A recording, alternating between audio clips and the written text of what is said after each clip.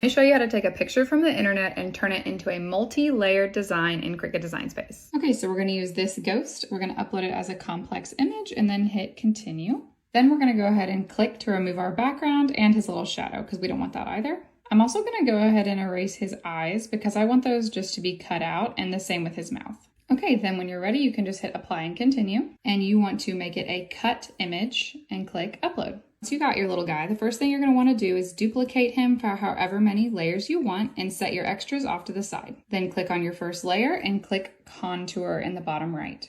Now we just want to click on the sections that we don't want to be visible and leave the ones that we do. When you're done, you just hit the X in the upper right hand corner. Now we're going to repeat that on our other two layers until we have just the ones that we want in focus. One more time to get the bats only. And now we have a 3-layered design.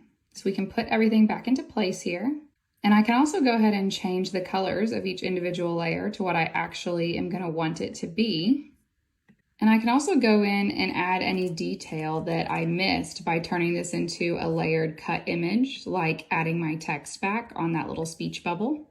And there you go. Now you have a multi-layered cut file from a flat image.